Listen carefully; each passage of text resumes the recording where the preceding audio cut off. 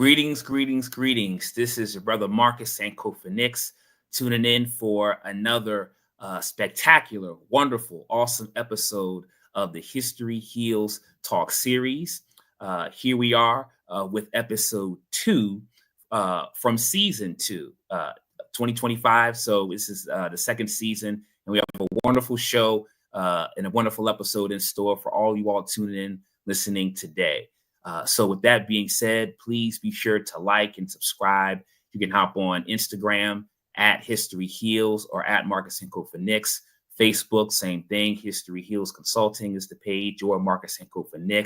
LinkedIn, Marcus Sankofa. And also the YouTube platform, History Heals Consulting. So make sure that you utilize those platforms to stay connected with what's going on, and make sure you do so you can be able to capture all the previous shows that we have done. And so for those who don't know about History Heals Consulting is a business entity designed to use African American history and culture as a vehicle to aid institutions, companies, corporations, organizations, nonprofits, so on and so forth, in using the lens of history, African American history and culture, to be a beacon to foster a sense of belonging, to foster connection, and to create a sense of community. And so history is very dear to me, and it's part of my background as a historian, as an educator, as a teacher, and also a student. And I say student because you're always learning every single day. And so for today's show, we are going to be breaking down the recent film on Netflix, The 688 by Tyler Perry. The 688 by Tyler Perry. It took me definitely by surprise. It was definitely a film that was empowering and inspiring. And so to have this conversation, I'm definitely honored and delighted to be here with an illustrious panel of 3 wonderful individuals who I'm going to introduce. First and foremost, who's joining us today is Denise Wilson, who is a visual artist, and she's an artist extraordinaire, and she's also a U.S. Army veteran. She's a former U.S. Army veteran, and she's done a whole lot of things. So many things I can't even begin to capture all the things that she's done, and she will have a chance in a few moments to tell her own story. But I just wanted to just give a brief intro to who she is. Joining us as well, we have Christmally Torres, who also has spent some time in the military in her own rights, and she is connected to the Harlem Hellfighters. So she's going to tell us a little bit about that as well too, in a little bit as we break down this film. Appreciate for having her on as well. And last and most certainly not least, Alize Scott-Nowell, all right, the professor, the individual who has been with us on multiple times. Glad to have her here on this platform. She's in educational spaces. She does a lot of social justice work as well too, and a lot of research. And so I'm glad to be able to take this conversation journey along with them. And I also got to give a shout out to my main man, brother Jal Logic, behind the operation, making us look good, making us sound good, and all of those things. So when it comes to our show here, this actually is the first time we've had a panel. And so the reason why I wanted to have a panel was because, I don't tend to be a huge movie person. If somebody asks me, I tend to prefer to read a book. But if it entices me or catches my interest, I'll check it out. And so I happened to recently come across the film because of the historic piece and wanting to see what was put forth. And I was very, very pleased and impressed how Black folk or African Americans are depicted across film, across media, online, and in different imagery. Oftentimes think about how we look and how we might be portrayed. And so I think there's a lot of different things to take away and tease out from this film. When it came to this film, the agency and the perseverance and the tenacity and the bravery were on display. And as a historian, I could attest to how oftentimes the narratives and the stories that are told in the curriculum, it's often from a deficit-based perspective, talking about victimization, brutality, and violence and what was done to Black folk, but oftentimes the joy, the resilience, the perseverance, and so on and so forth might not be there. Uh, Also, the stories that are untold, those untold stories, and I think that telling stories can be healing and therapeutic. And thinking about just situating myself with viewing the movie and in this conversation that we're soon going to have with our guests, I have nothing but love for our Black women. My wife, my beloved daughter, my mother, and the list goes on and on and on and on. And so I'm so glad to be able to bear witness to a wonderful film. And I'll be honest, Tyler Perry, some of the previous stuff that he's put forth, not so sure about. Um, you know, um, I haven't really been the biggest Tyler Perry fan, to be honest, but seeing this film here, definitely, I think there's a lot that we could talk about and a lot that we can discuss. So I've said enough. I want to, at this time, allow our guests to come in, and also I know Brother Ja has some things for the people also to share as well too. So with that being said, greetings, Denise, Christmally, Alize, how y'all doing? How y'all feel today? Y'all doing all right? Y'all can talk. Well, You know, we gonna be natural and organic on here, okay? So we gonna be good. How y'all feeling? I appreciate y'all being on the show for sure. And Alize, this is definitely not your first time, but thank you for being on the show first and foremost. And if there's anything that you perhaps want to share that I did not share, feel free to go ahead and share. So Denise, if you want to go first, feel free to introduce yourself or say whatever it is that I may have perhaps didn't capture for those tuning in, if you don't mind. okay. Well, hello, everyone. Hello. I hope that you can play. Please let me know. I think there is a slight delay. I'm catching a delay on my end. Um, Okay. Well, I'm going to keep going, even though yeah, there's a delay, but I'm glad being here. Thank you for having me here to discuss my experience while being a Black female in the Army National Guard and currently Army. And also, I'm a female veteran, so I've been around for a while. I've seen things. I've conquered. Um, I've been in leadership positions. I followed, and as a female soldier, looking at this movie, it was definitely a tear jerker. And like you said, I was shocked that provided a production like that. It was very impressive, and I could uh, definitely relate. And my heart cried for the what those women went through, and but they pulled through. They supported each other, and they got through it. And at the end of the day, but it should be that way. We pull through, we work it out, and we overcome. good point. I appreciate you sharing that. So once again, thank you for being on the platform. I know you and I go way back, so much love to you and your family. So thank you, Denise, for offering that. Chrismally, we'll go with you next. So thanks for joining us. Your first time on the platform. I know that you've seen the film as well too, but is there anything that you wanted to perhaps say in terms of some of the work you do as we set the stage to have the conversation, or anything you want to share about the movie as move forward? Well, I definitely agree with Denise. My name is Christmally Torres. I am a 13-year veteran. I got out in 2018, and I was blessed to have had my last unit with the 369 Harlem Hellfighters out of Harlem, New York. Um, I have been as well in leadership roles. I have two combat tours And I got the honor as well of working out of Korea for about a year with the 2-9 Infantry Division. So military wise, I've been in a lot of positions where I dealt with a lot of men and maybe not as many women.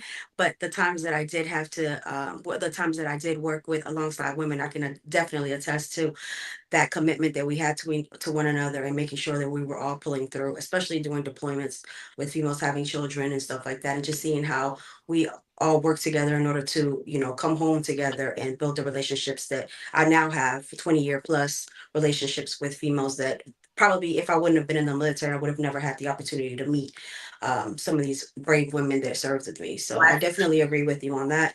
And I'm really excited to be here. I got the opportunity to see the movie and was definitely taken back. And I was really shocked with the Tyler Perry production, but I was really happy to finally see something where I could be like, okay, Tyler, I see you coming through. So I'm really excited to see some of his other productions that come through. I'm hoping that, one of the things that will showcase is the Harlem Hellfighters in the future. I think it's a story that needs to be told and definitely something that I think that the world should see. Thank you. And we are definitely going to get into that as well, too, because there's definitely some connections and intersections with the Harlem Hellfighters and this film and African Americans in the military in general. And so, Alize, welcome back. All right. Last and certainly not least, tell us a little bit about perhaps what you got going on and what you think about the film. I know you've seen it. What's your thoughts? And we're gonna go deeper into this, but just for introductory purposes, what are your feelings and views on it? Yeah, thank you for having me back. As always, it's so good to be in a space with you. So I had similar kind of feelings when I saw that Tyler Perry was the one that was producing the movie. I was like, I'll pass.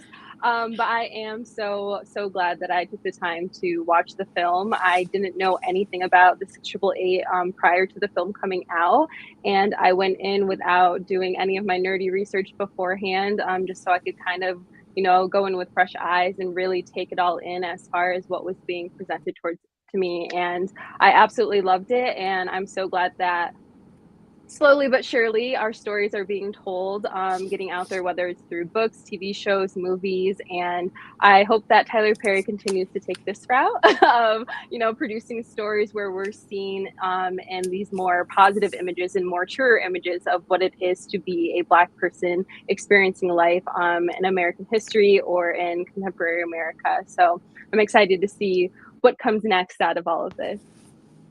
Sure. And I appreciate all three of you all for offering that up. I'll say this, and there may be some tuning in who may have seen the film, some tuning in who may not have seen the film.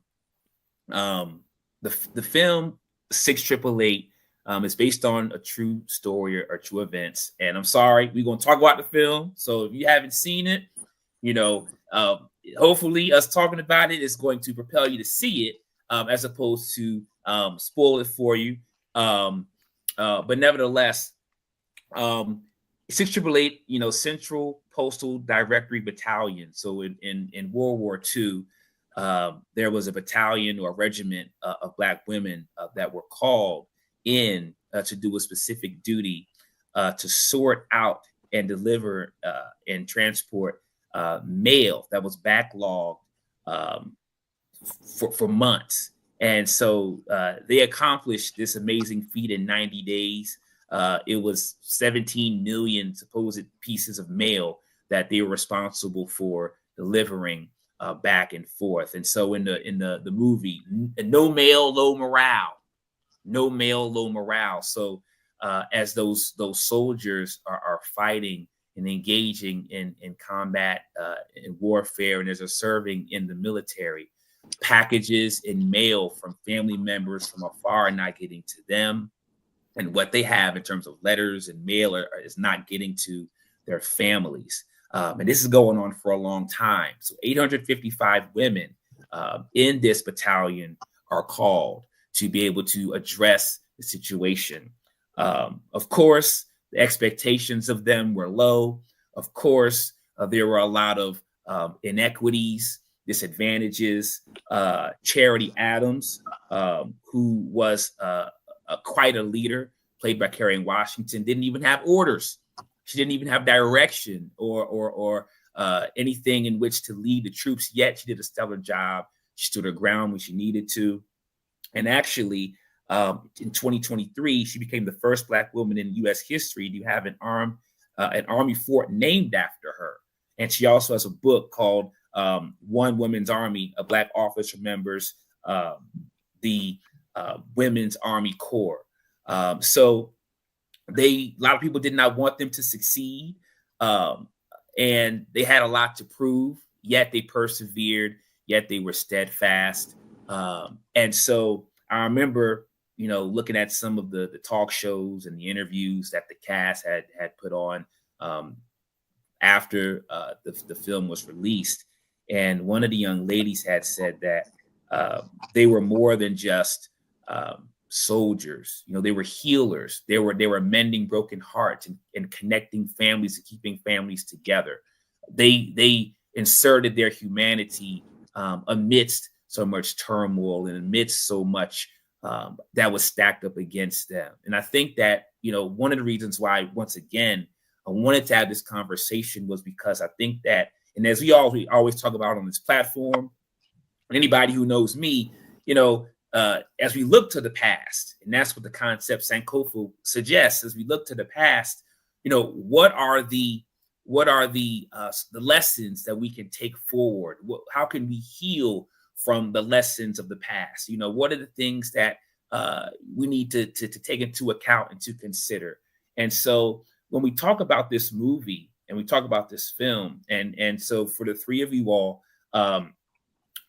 this is for all three of you all. When we think about this movie, why do you think it's important for stories like this to be told? Why do you think it's important for stories like this to be told? I mean, there's no secret that there's attacks on DEI all across this country. We know it's MLK. The birth of MLK is around this time. And even with the inauguration, there's people who have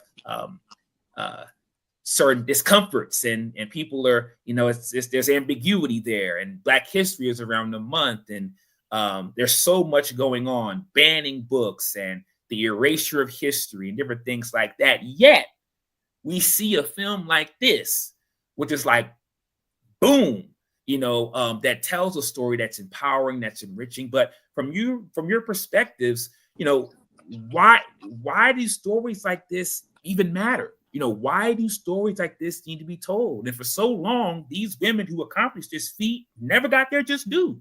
They never got their recognition, their acknowledgement. And sometimes you look at stuff and be like, dang, I feel bad. I didn't even know this myself. I feel bad. Why didn't I know this? However, we do engage in an educational system that does not offer the type of history that we would need to have. But I want to hear from the three of you all. So if anybody wants to jump out there and speak to that, and once again, we're going to have a conversation. We're going to flow with it. But why do stories like the 6888 need to be spoken about, need to be revealed, and need to be told? Well, for me personally, I kind of look at it like they're diamonds that haven't been uncovered. And once they're uncovered and you see the beauty of them, it really showcases to the communities, whether it's the African American community or the community of color, right? That these stories are important to our identity, and it showcases that we're not what people have told us that we are.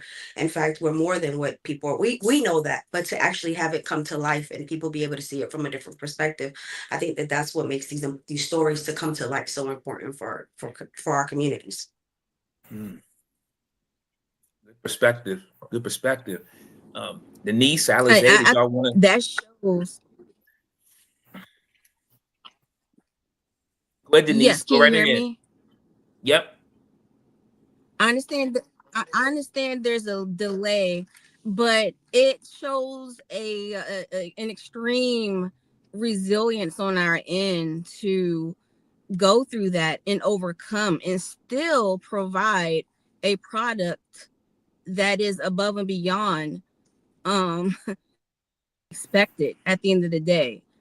I mean, looking at that movie, it was it brought anger and frustration. Like, how could you treat a human beings this way, that's wearing the same uniform that you're wearing?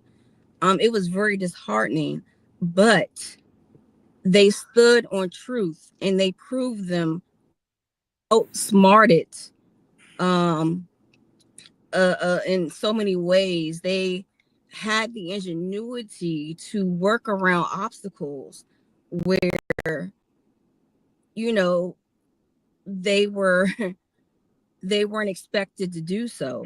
So, like I said, it's a resilience that we have as a people, as a minority group, especially women, inner strength to um to shut them down, show them who we are.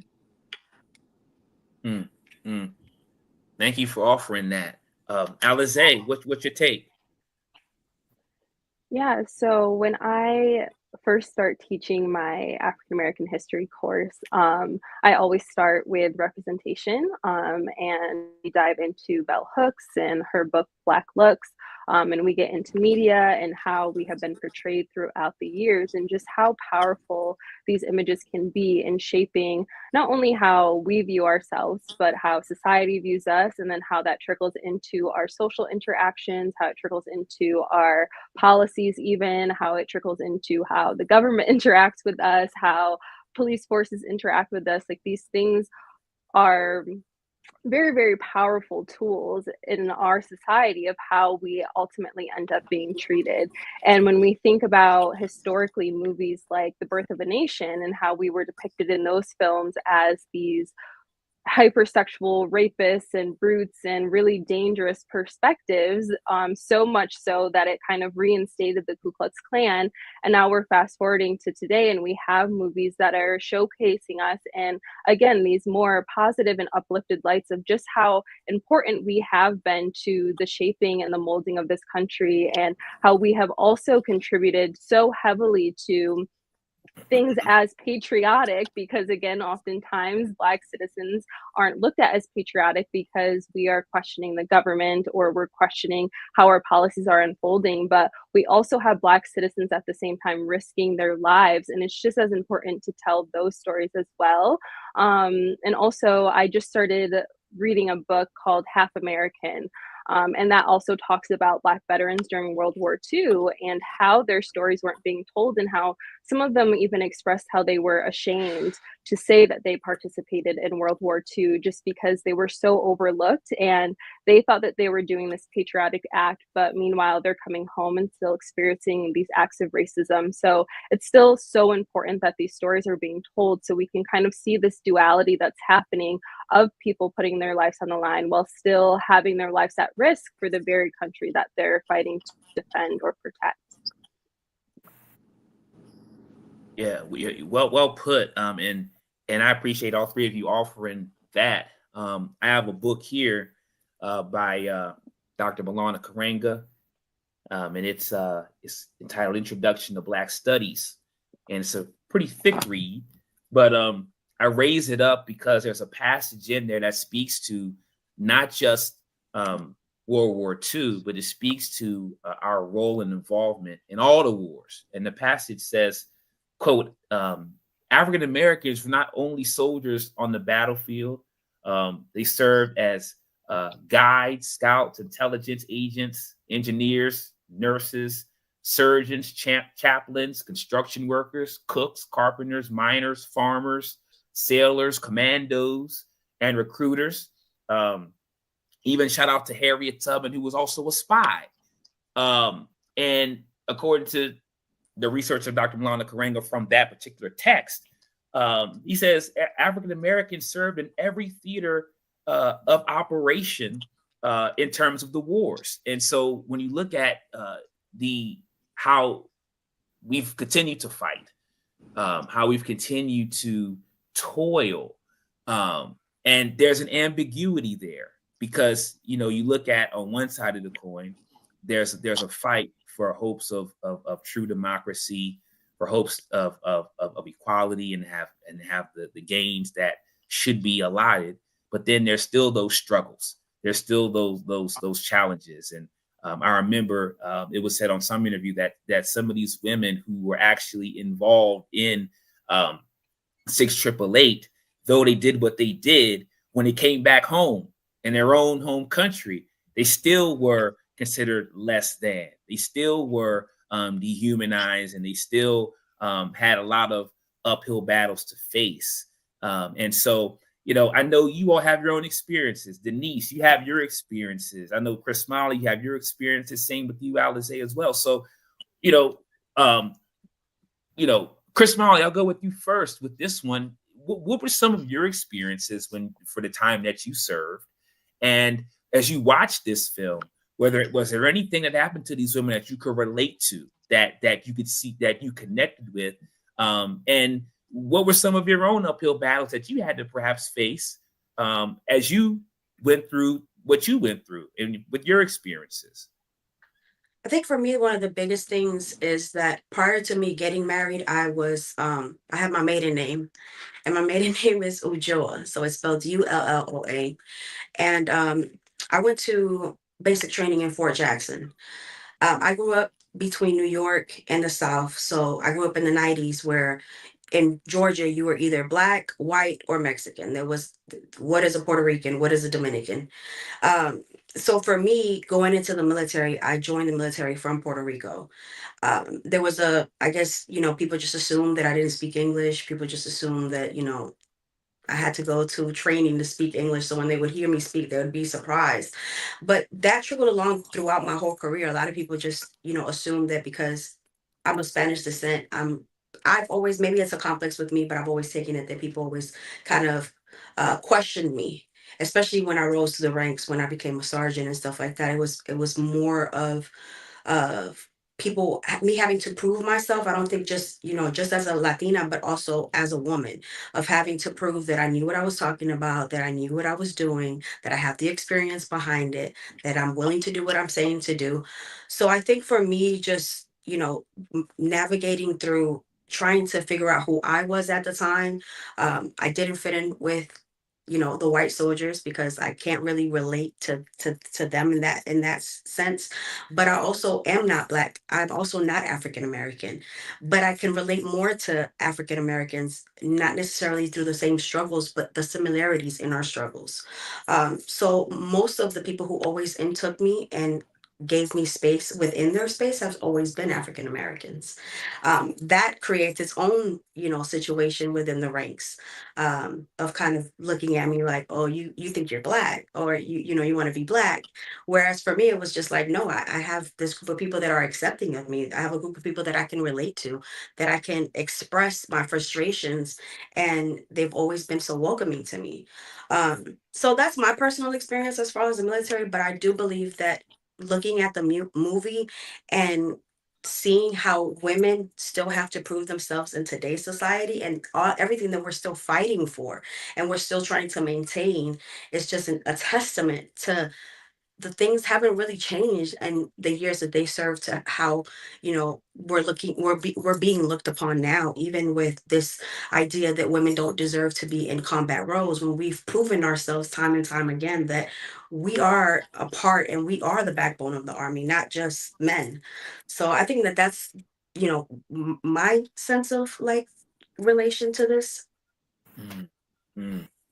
No, I appreciate you for saying that. And once again, oftentimes history, it's with men.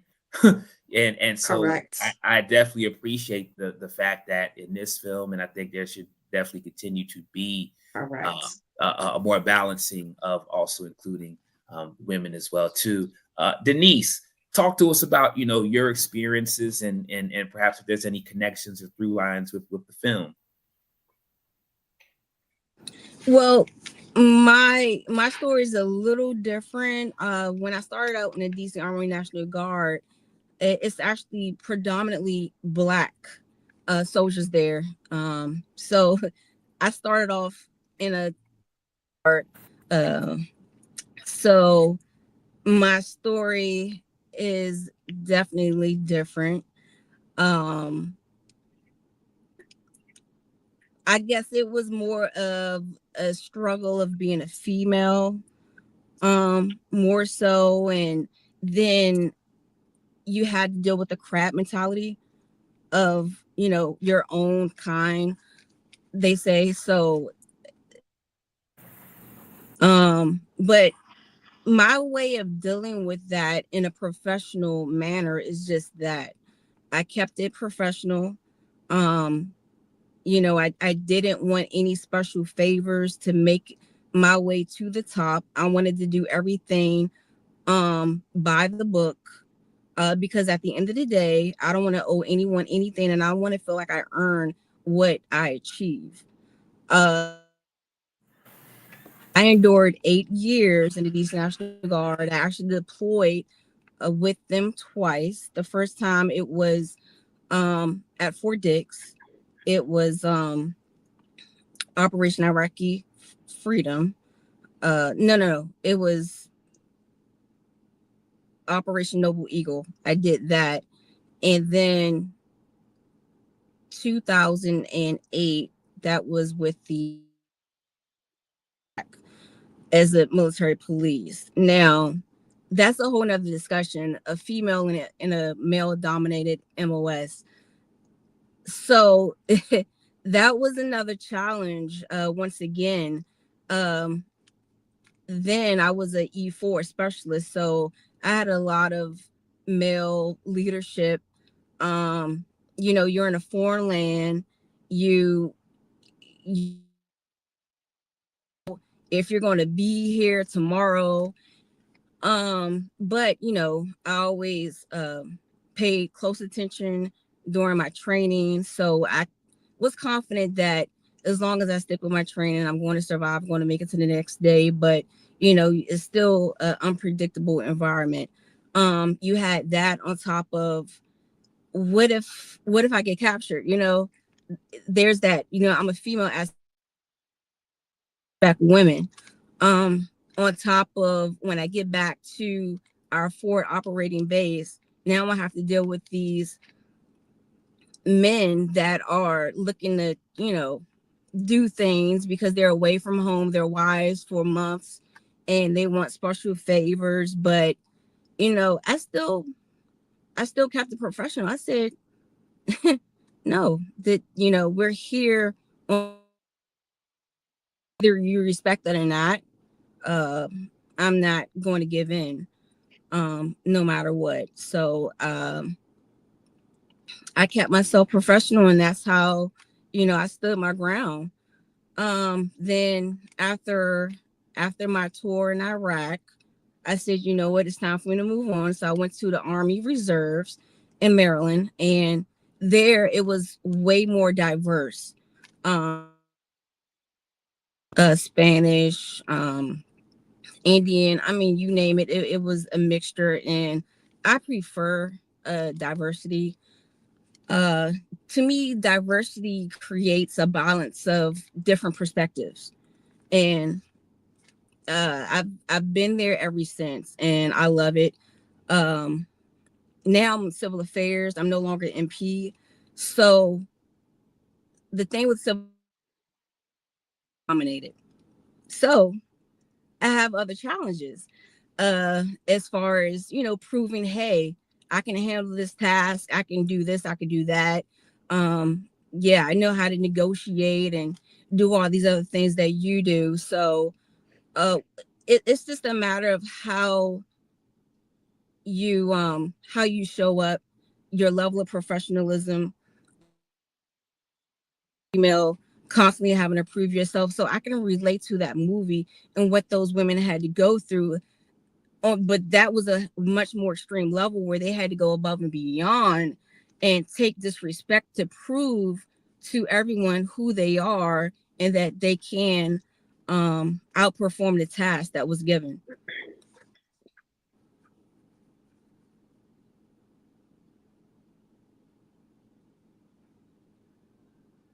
You're on mute, brother. Okay, thank you. Appreciate that, brother. Keeping me on point. No, I appreciate what you said for offering that up, and um, you know, uh, sharing, what you experienced, and his brother Josh showing the clips and stuff. I'm looking at how sharp they was, how crisp they were, and how on point they were. And that extra pressure of having to overprove, and we've all heard it, have to be twice as good to get half as much. All of these types of things, they take a toll mentally, physiologically. It takes a toll. And so, as you were saying what you were saying, Denise, I was thinking about a oral history interview that Charity Adams was speaking to years ago, and she was saying how there were some women who were in the military, who were in 688. They didn't even want their relatives to know. They kept it on the hush. They did not even say anything about it. And there were all of these types of myths about, they just in the military just for the comfort of the men and to be concubines. All of these falsehoods that were projected, and having to continue to fight and battle those things and still keep it professional, like you're saying, Denise. So Alize, I want to hear what you have to say, because what I discovered as well was Charity Adams was also a teacher. She was also a teacher. And so looking at it through your lens, what were the things in the film that stood out to you, that resonated with you, especially when you take into account your own story and your own experiences and what you've been through? Yeah, so I'm not a veteran, but I have tremendous respect for those who have served. But I feel, again, just being a Black person in America, our experiences, whether you're a Black person or a person of color in general, they kind of translate across the board.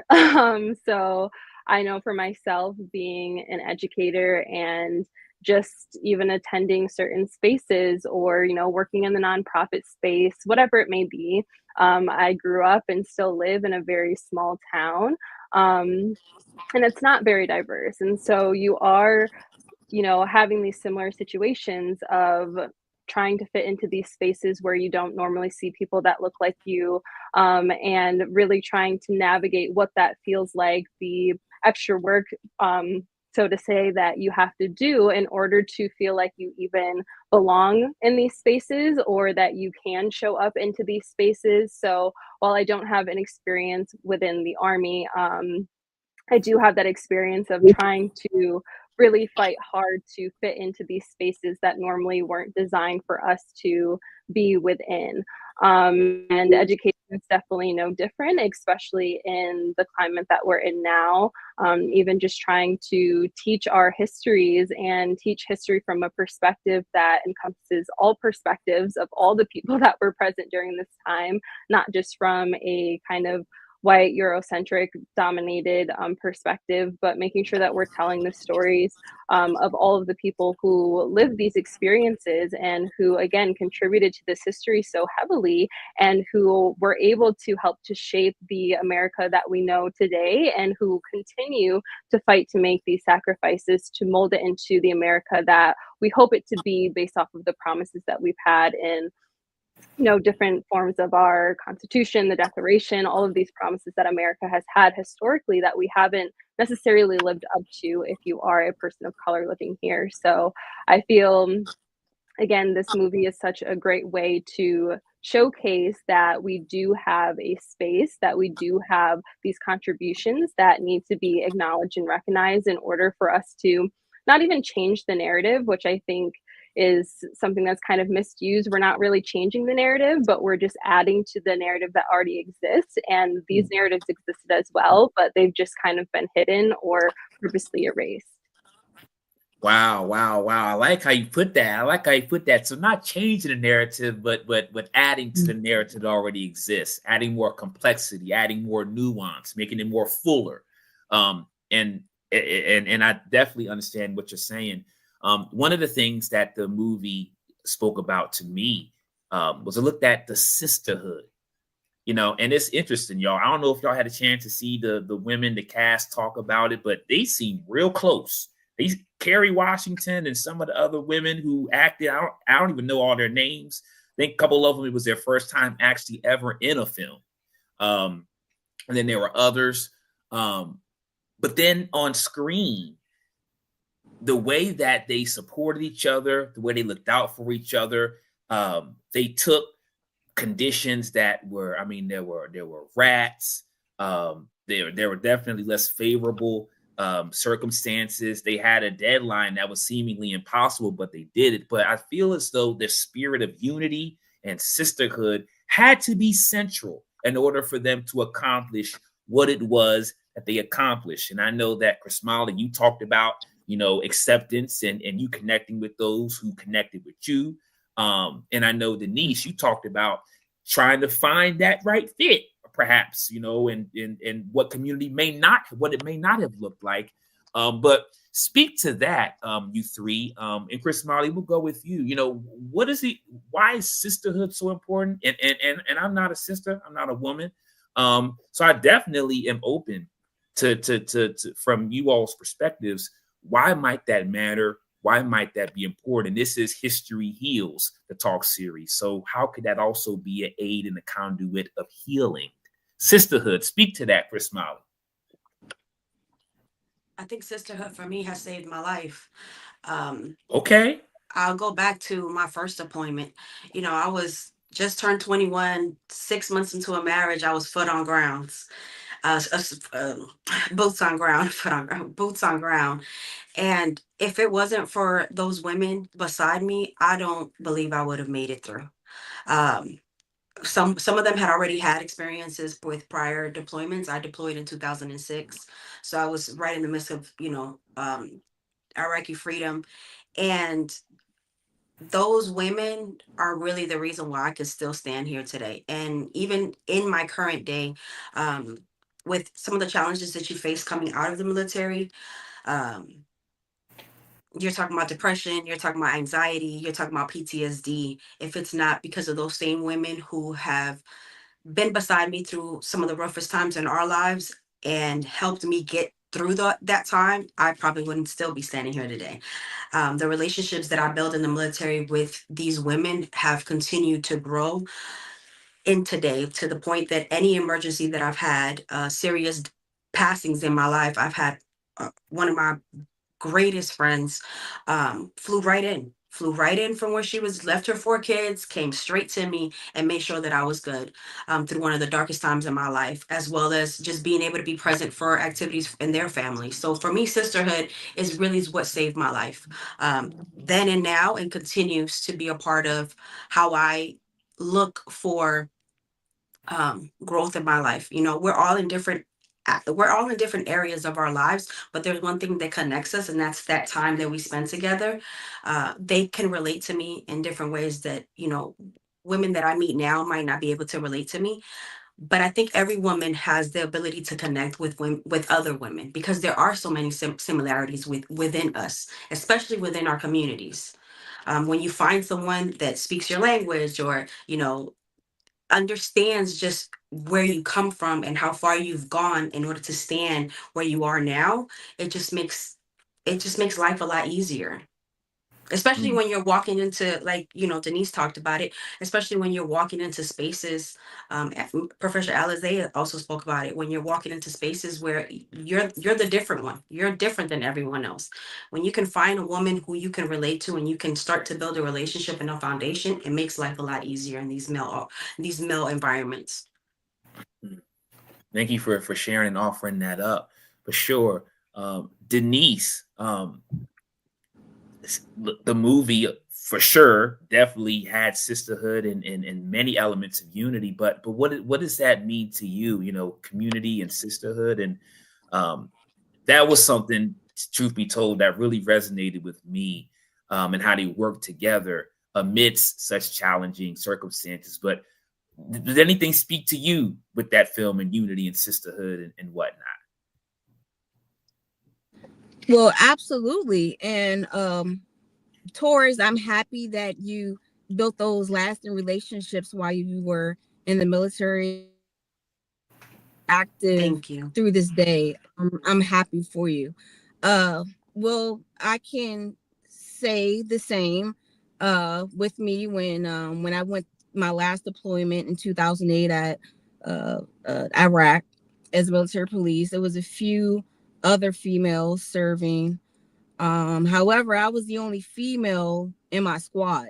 And as an MP, you go on missions with. I was the only female there. I didn't have that sister to lean on. I had my brothers to lean on. So I'm always end up stuck with guys. Entire career, military and civilian, I'm always stuck with the guys, but it's okay though. I love them. I keep it professional, and they respect me because of that. But when I got to go do our missions and stay out and patrol with Iraqi police for 7 days. So 7 days we're out, 7 days we're on the FOB. So those 7 days I'm on the FOB, I'm like, I'm looking forward to hearing from my roommate, even if it's for 30 minutes, because there's a changeover. When I'm coming into the SHU was the our living quarters base. Just so you'll know, we call them SHU. It's like a Connex that we actually lived in during that time. So when I'm coming in, they're getting ready to go out. And for those 30 minutes, it's like, sister, how are you? I missed you. And, show pictures of, recent, she had 3 kids at the time. So she's showing me pictures of babies at that time. Now they're like grown up, but, thinking about it now, it was definitely good to have that relationship, even if it was for 30 minutes. But to this day, we connect on Veterans Day. Sometimes just, text each other, hey, how's everything going? Don't forget to go to the VA to get your checkup, that type of thing. And that support system goes far. And I'm happy for it. And in relation to the movie, that was extremely touching, how those female soldiers, it wasn't cattiness going on at all. It was all about the mission and supporting each other. And I remember that touching moment in the bathroom.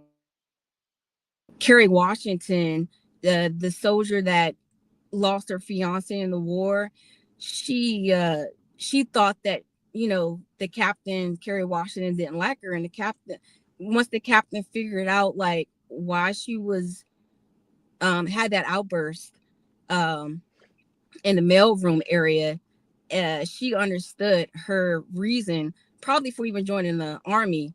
And that was, instead of having that hate, that jealousy, they showed that support. And hey, I'm here for you, I understand, keep going. And they did the same thing for Kerry Washington when, she was getting dragged left and right by her leadership. I was like, oh my, is this ever going? I said, it can't get any worse. And just when I said that it got worse, I said, oh my goodness. So they support that. Was awesome. And I was here for it.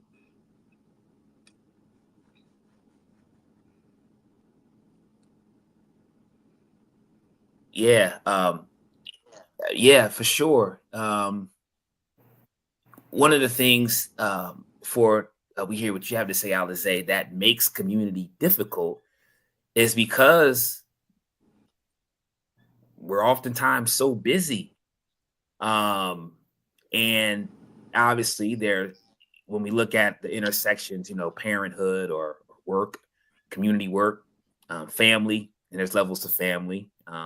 Some might even say, well, I don't might not have much of a family, right? Because we all have a spectrum of different experiences. But one of the things that I have bared witness to, uncovering a lot of history as it pertains to African Americans, is that much of what has been able to be accomplished, whatever it is, community has been central.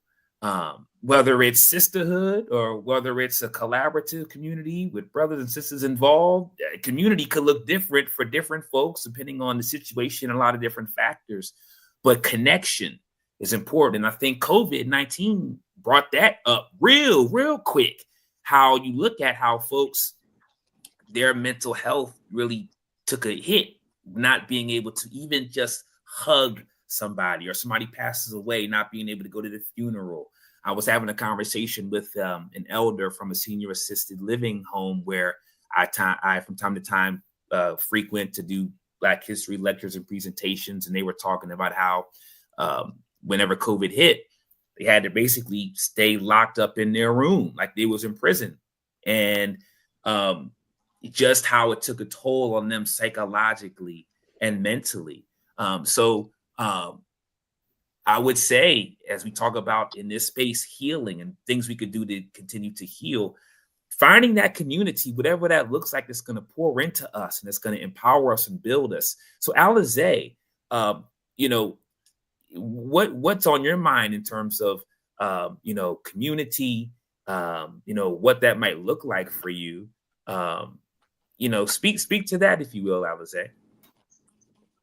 Yeah, so it's funny actually, when I had finished the film and I went to do all my nerdy research on it, one of the clips that followed on YouTube was actually a conversation between Toni Morrison and Nikki Giovanni.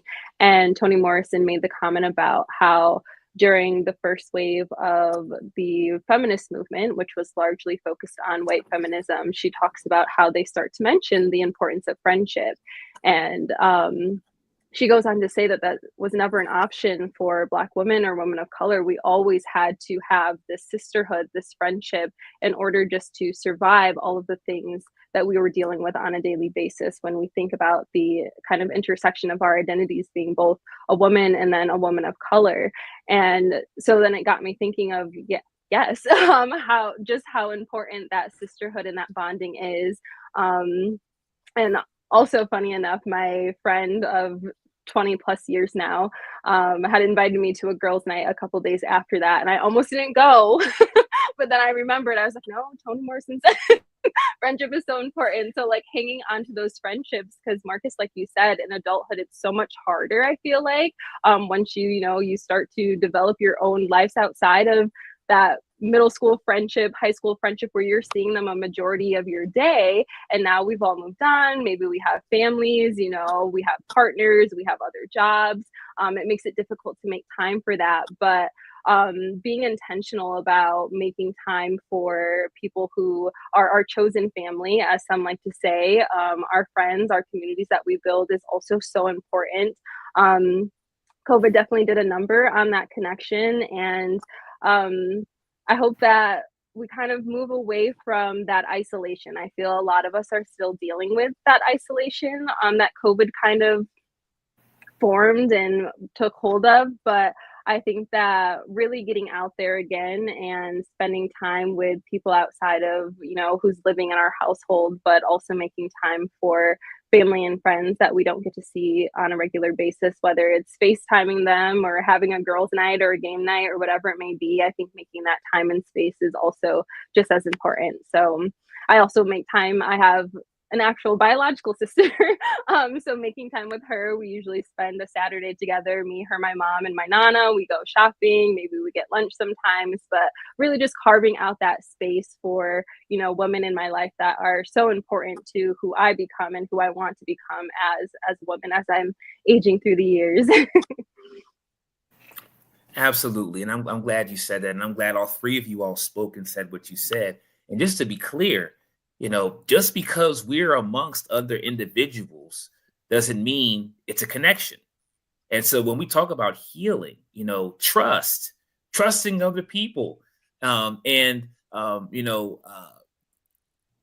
being connecting, right? What does that look like? There were some examples, Alize, that you gave.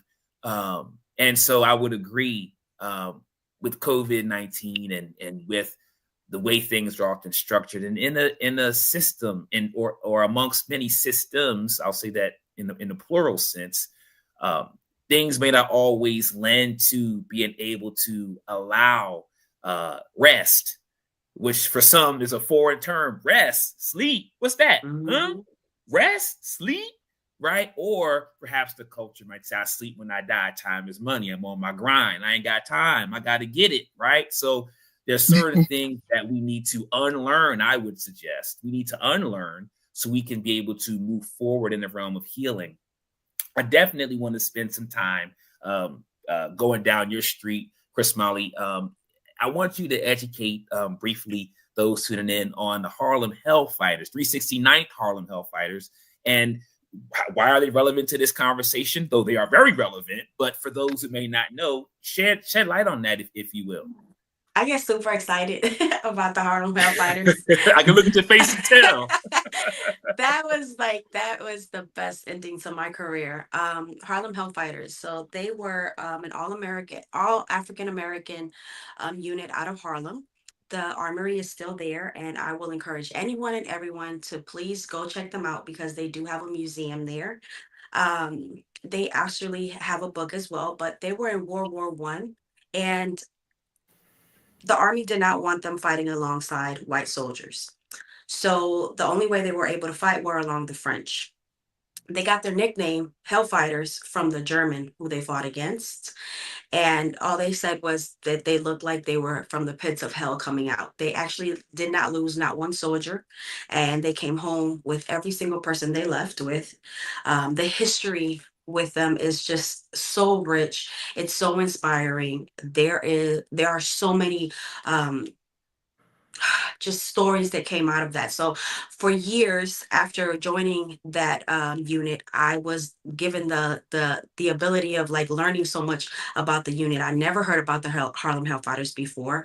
I got out of active, duty, and automatically they sent me, to this National Guard unit, and I was like, well, what is the Harlem Hellfighters? But once you're in and you get that experience of understanding that history and how much and what they went through, when they returned back from France, they were actually given the opportunity to have a parade, and no one showed.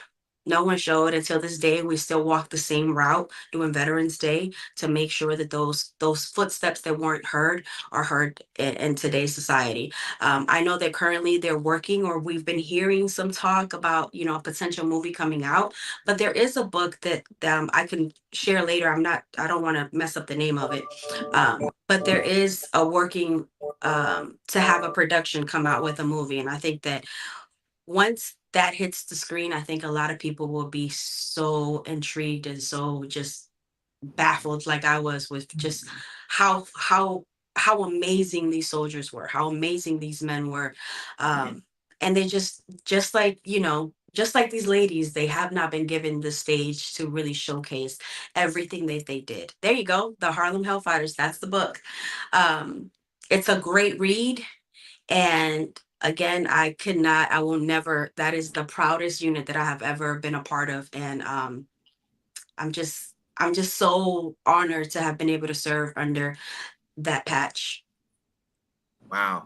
So it seems to me, Christmally, that the Harlem Hellfighters, they need their own show because there's so much that they've done. And so I'm glad you enlightened us and everybody else tuning in about the Harlem Hellfighters. So good stuff, Christmally. Thank you for sharing that. My man, Brother Jai, is on it. Hooking it up with the graphics and everything. I know soon time will be up, but I just want to ask this question before we have to begin wrapping it up. And I feel like we just getting started. I feel like it's too fast. So we may have to possibly think about even maybe a part 2 or doing something if the three of y'all are down. But let me ask this, and Alize, I'm gonna come at you first because I know you have usually been coming after Denise and Christmally. But as we think about the movie, right? As we think about the movie, what lessons can we learn? What valuable lessons can we learn in 2025 to be healthy agents of social change in our own sphere? Right. And I didn't say positive agents of social change. I intentionally said healthy agents of social change. Sometimes positive can kind of have a connotation of fluffy and cute, but healthy or healing or becoming better is not always comfortable. It's not always easy. In fact, it's messy. It's hard. It's work. However, the long game is that we can come out better, more refined, and we can be, and what I would say, in a better state of peace. But Alize, what lessons can we learn from this film? It's 2025. There's a whole lot going on. And I would say there's a whole lot of healing that needs to be done. But what can we take and apply to our sphere and our circles to be healthy agents of social change? Speak to that for us, Alize, please. Yeah, so I mean, there's so much to take away from this film. I would have to say, I don't know if we mentioned it. I know that we kind of talked about the film a little bit at the beginning, but I know when I first watched it, again, I went in without any knowledge at all of like what it was that they did. And I'm expecting them to have gone into like combat, like have really fought like in some great battle or something like that. And so when they finally get their orders and it's for them to kind of set up a postal service, I was very confused. And I was like, what, like, why is this so significant, them setting up a postal service? And so as I'm watching the film and really just seeing the significance of such what some of us may deem a small act of sorting mail, I was like, no, this is actually so profound that they were able to boost the morale, which ultimately was such a huge contribution to us winning this war. And to think if they weren't there and morale was low, what could have happened if we didn't win this war? And so really what this film did for me was to help me to recognize the importance of these small acts, of these behind the scene acts that we don't often take the time to acknowledge. And it's not just with, moments like this in history, but so many other moments as well when we're thinking of, the civil rights movement, when we're thinking of the Black Power movement, all of these very important movements historically, we always have these gigantic figures, that we learn about throughout history, but we fail to recognize all the small bits and pieces that were going on behind the scenes, all the calculated bits and pieces. It wasn't just, oh, Rosa Parks was tired that day. There's so much calculation that went in behind all of these movements and these moments in our history that are just as important to study and to acknowledge, to really put the whole story together of why everybody is so important to these stories that we learn about. I don't know if you want me to keep going, but I feel like that was the biggest thing for me, is just acknowledging that, especially if you're somebody who, if we're looking at it through a social justice lens and social justice work, if you are somebody who really feels passionate or called to this kind of work, but you really don't know where to start, recognize that even the smallest thing is important. Doing the smallest thing is important, whether it's just making a small change in your individual life, whether it's, making a small change locally. You don't have to change the world necessarily in order to get going in this kind of social sphere of social justice and kind of moving that needle forward. But all these little acts will add up in the long run to make a huge difference in the end. So I feel like that's very important to acknowledge. I do have other things to say, but I don't want to keep going on. No. I definitely appreciate that. Continue and say what you got to say, Alize. And my man, Brother Ja, who is helping us keep stuff on track, will let us know what we're looking like as far as the time. But what you got to say? We want to hear what you got to say. Okay. Okay, just to go deeper into the movie, I also liked how at the beginning, when they're talking about, so Lena specifically, when they're asking her, like, why do you want to go to the war? Why do you want to go fight in the war? It was kind of out of the blue, they felt like. And she just kept saying, I want to fight Hitler. I want to fight Hitler. And I feel like we don't talk enough about the connection of Hitler and American politics, especially racial politics, and how we were kind of the blueprint for Nazi Germany, and how these histories are so tied together, and how these histories allowed for Black people to have an international perspective when it comes to social justice. Because even though, you know, they've never lived in these countries before, because of the oppression that they're experiencing here on the home front, they understood what it meant to go fight for other people's freedom, especially recognizing the fact that they were able to see that Nazi Germany was mirroring so much of what it was like to be a Black person in America, and how they thought, if we are able to change this overseas, if we're able to change this abroad, maybe then we can also change this at home with the Double Victory campaign. So victory abroad, fighting against fascism, will lead to victory at home, fighting against racism. And of course, we know that that's not the case. That's not how it happened. Oftentimes they returned, and many of them were lynched still while they're wearing their uniform. Correct. And you even had white congressmen saying how they did not want Black soldiers to return, thinking that they were heroes, and that now all of a sudden they were deserving of their respect to be citizens. So it's just so mind-boggling to think that, again, you have these people putting their lives on the line, fighting for others' freedom, only to return home and to be faced with such discrimination, to literally be lynched while they are still in their uniforms as they were fighting to protect the freedoms of other people. And so I just feel like we need to take deeper dives into just how influential and how widespread and connected all of these oppressions are, not just, again, on a local scale and national scale, but on a global scale, which again is what made leaders like Stokely Carmichael and Fred Hampton and Malcolm X so dangerous, even Martin Luther King, because they recognized that all of these oppressions are linked, and we have to figure out a way to dismantle it, like on a global scale rather than just on a small level scale. But I'll get off my soapbox. No. You good right there. You can take my time. And, you can take my time. and those tuning in, listening, are giving you a whole lot of yet so true. Tell it, sister. Great point. All of that. So no, I appreciate you saying that, and it's just saying what you're saying. I'm thinking about W.E.B. Du Bois, the scholar, the intellectual, the prolific writer, many different things, sociologist.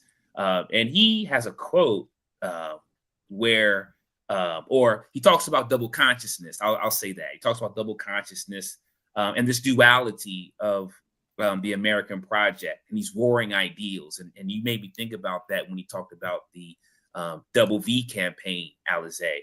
And so one of the things that he has helped other scholars to reflect on and think about, and what I've thought about as well too, was a quote from out of a recent book I was getting into called Third Reconstruction, where the words are, quote, "America remains a nation of cruel juxtapositions between slavery and freedom, wealth and inequality, beauty and violence. Our history reminds us that the racial juxtapositions of the present are not aberrations. Rather, they reflect an unhappy pattern from the past that continues into the present." So when I think about that, as we've said in this conversation, here we are upholding decency, upholding the ideals that, life, liberty, pursuit of happiness, justice, equality, and fairness, yet being lynched in their own uniforms and being denied opportunities, having to navigate stuff with this thing right here called the Green Book. And I've talked to those who, have lived through segregation and who have lived through those different times, and not being able to go to restaurants and get service, not being able to be hired at certain places, being denied living certain places, or having to bow your head and walk by people and being called. So once again, this is the hypocrisy, and this is what Dr. King talks about, is this inner tension and the ambiguity. And so I think amidst it all, and I think Denise, you said this earlier when you were giving your personal account, but I would say on a larger scale, I commend the effort to continue to push and continue this, because it's easy when somebody's being ugly, or when somebody is being how they should be. It's easy to get ugly with them. It's real easy to get on that level.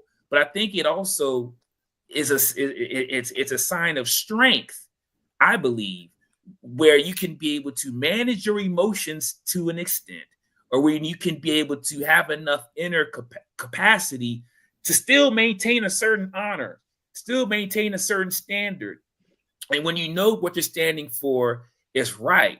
And I think about in that film, whenever they caught they're sorting through the mail, and Kerry Washington, who's playing Charity Adams, she's like, "Over my dead body, over my dead body." And it's like, despite how they were treated, like they always kept it crisp, uniforms tight. They marched in uniformity. They always did what they were supposed to do. And so once again, I think that leadership, I think one of the things that I teased out from the film as well is, despite what others do, it's not how we react, but how we respond. And I think it shows a lot when we can still not succumb to the level people want us to be, but the level that we subscribe to be. But Denise or Christmally, if either of you two had anything you wanted to chime in and add on that, but Alize, when you said those words, those eloquent words, that's where my mind went. But Denise or Christmally, did you either of you two have anything that you wanted to offer up in that spirit? Denise, you want to go? I'll just say just a couple words, but yeah, it seemed like it would be indulged in that anger, that frustration would be extremely easy. Just give in. Just, you know what? Screw you. Screw this. Burn this uniform. With dealing with all of that negativity, hostility, disrespect. But the thing that at the end of the day, they were extremely forward thinking. They themselves, but you know what? We're going to stick to this. We're going to, dig our heels down, and we're going to, teach them that we can go above and beyond, because after we move on, there's another generation behind us that have to move forward. So we have to pave the way for them. And that's kind of what stood out. I was like, they were forward thinking then and there at the time, because if they were and they indulged in that anger at the time, I don't we wouldn't be standing here wearing uniform possibly. They saw the potential for the future Black women, men, other minorities. I think that's a great point. Forward thinking, not just thinking in the moment, but thinking for those that come after. And so I love that point, Denise. I definitely do. And as human beings, and for so long, Black folk have been dehumanized, treated as subhuman, partial citizens. We do experience anger. We experience frustration, despair. We experience difficulties, and we experience all those things. This is a part of what makes us human. But at the same time, to your point, Denise, unless I'm mistaken, that those, if we get stuck there, then that's something else. If we get stuck there, then that could then lead to all types of stuff, depression, and then it takes a toll on the body. And there's a book that speaks to that in terms of, it's called The Body Keeps a Score. In terms of the things that we experience, that we go through, they get stored in our muscles, in our joints, in our ligaments, in our body, and what we experience, especially what short term on to long term. It affects us cognitively. The oppression and racism and discrimination and sexism, these things affect our bodies. It even affects our immune system. So I would say that it's also important to exercise and to move and to be mindful of what we eat and experience nature and be mindful of what we expose ourselves into in terms of film and media and content and things like that, so we continue to pour into ourselves and replenish ourselves. Christmally, what you got to say over there? Anything before we get to the conclusion of the conversation? I'm looking at your face. You enjoying this, huh, Christmally? You for it, huh? I think that you ladies hit it right on the nail. I'm Yeah. at a different stage, I think, personally, only because I kind of feel like, we go off to fight others' wars, but then we come home and we're still fighting our own wars. I don't think much necessarily has changed from when those ladies went off to how our soldiers are going off now. They're still coming home to fight wars that we should have already won. For me, Puerto Rican soldiers have always fought in all of the major wars that the United States has been involved in. And to still be fighting for our rights and our freedoms in our homeland, it's a testament to that anger that I sometimes feel, where I'm still trying to explain to people that you don't need a passport to go to Puerto Rico, that we are a colony, we are a territory of the United States, of what is the Jones Act, and so forth and so on. So I've gotten to a point in my life where I have felt anger, and that anger has been shown and the lack of people's willingness to educate themselves. I think when I came home from my very last appointment, Trump had just won his first election. Having to deal with that while being overseas, I'm out here fighting someone else's wars. And I'm now having to hear and deal with people speak on the Latin community the way this man continues to speak on the Latin community. It's kind of hard to get to a point where you feel that your service and what you did serving was for something. I'm proud of my service, but there are times in my life where I'm ashamed of my service, because I understand now. I've educated myself so much compared to when I first joined the military. I didn't know. I didn't know much about anything. I lived in a paradise. Like, you go to the beach, you hang out with your friends, and, yeah, we speak English, and we, have American dollars. Now, as time goes by and you start to educate yourself on not only our community, but your own community, you guys' community, and you start to realize that a lot of things haven't changed. So for me, I struggle. I struggle with being angry, and I struggle with having patience, and I struggle with, that feeling of like, I did this for what? I have PTSD, I have anxiety, I have all these other issues. What did I do this for? So I constantly have to dig deep to find those areas of my life where I can be proud of. And one of the things we talked about is being proud of the people you serve with, that sisterhood, and having that mind frame that maybe if I wouldn't have been there, that soldier wouldn't have came home. Maybe if I wouldn't have put my life on the line, that person would have never came home. So I try to dig deep to get to a point where I can be happy with, the commitments that I made, and, the sacrifices that I made. But I definitely, struggle sometimes with that idea. Well, what I would say, Chris Molly, and I thank you for being transparent and open and honest. Um, Perspective can do a whole lot for how we think and how we view things. And so, one of the things that I heard mentioned in one of the interviews was how how these women framed the efforts they were imploring to be of service with the mail. And so they didn't really see themselves solely as delivering mail and packages. I mean, sure, they did that, but they were delivering hope. They were delivering belonging and inspiration and purpose and love. They mended broken hearts. They were healers, not just soldiers or those in the military. And so I'm saying that to say, we do the best we can at the moment in time with the knowledge that we have. And I think it might have been Maya Angelou who said, when we know better, then we do better.